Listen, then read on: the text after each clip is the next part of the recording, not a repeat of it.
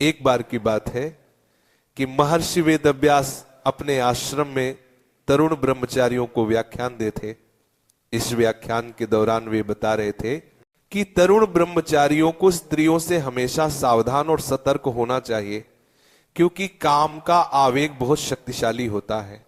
अतः किसी भी ब्रह्मचारी के शिकार हो जाने का खतरा है। यह सुनकर वहां उपस्थित ब्रह्मचारियों में से एक तरुण ब्रह्मचारी खजा हुआ और बोला, गुरुजी, आपका कथन गलत है। मुझे कोई भी स्त्री अपनी ओर आकर्षित नहीं कर सकती। मैं पूर्ण ब्रह्मचारी हूं। वेदव्यास जी बोले, जैमिनी, तुम्हें जल्द ही अनुभव हो जाएगा। मैं अभी कुछ दिनों के लिए बाहर जा रहा हूं। मैं 3 महीने में लौटूंगा। सावधान रहना और अहंकार में आकर अपनी अति प्रशंसा मत करना। महर्षि वेदव्यास ने अपनी योगिक शक्ति से एक ऐसी सर्वांगपूर्ण सुंदर युवती का रूप धारण कर लिया, जिसके हृदय को भेदने वाले तीखे नयन, जिसका चेहरा सौम्य की तरह सुहावना और मोहक तथा जिसका शरीर अति सुंदर वस्त्रों से सुसज्जित था। यह सुंदर युवती संध्या के समय एक पहाड़ पर एक पेड़ के नीचे जाकर खड़ी हो गई। अकस्मात बादल इकट्ठे हो गए और वर्षा प्रारंभ हो गई। संयोग से उस समय जैमिनी भी जंगल से आते हुए पेड़ के पास से ही गुजर रहा था। उस युवती को जंगल में ऐसे अकेला देख उसे दया आ गई। उसने उसे संबोधित करते हुए कहा, अरे ओ देवी जी, अगर आप बुरा ना माने तो मेरे साथ आकर मेरे आश्रम में ठहर सकती हैं। युवती बोली, क्या तुम अकेले रहते हो? क्या वहां कोई अन्य स्त्री है? जैमिनी ने कहा, मैं अकेला हूं, परंतु आप निश्चिंत रहिए देवी, मैं पूर्ण ब्रह्मचारी हूं। मुझे काम पीछित नहीं कर सकता।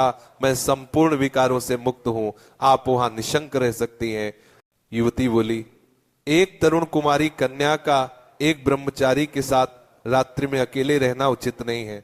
जैमिनी ने कहा, ओ देवी, भयभीत मत होइए, मेरा विश्वास कीजिए, मेरा ब्रह्मचर्य पूर्ण है। मैं शपथ लेता हूं कि आपको कोई हानि नहीं होगी।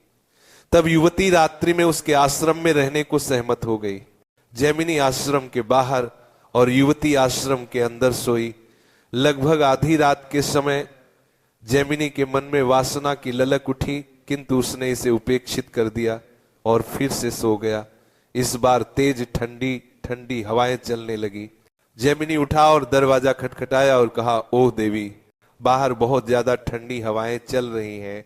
मैं इन्हें सहन नहीं सकता, इसलिए मैं अंदर सोना चाहता हूं। तो उस युवती ने दरवाजा खोल दिया। अब जैमिनी अंदर सो रहा था। इस बार फिर उसके मन में एक तीव्र वासना की ललक उठी, इस बार क्योंकि वह उसके निकट सो रहा था। अतः वह उसकी श्वासों को सुन रहा था तथा उसकी महक को महसूस कर रहा था। एक बार फिर उसके मन में वासना की प्रचंड लालसा उठी।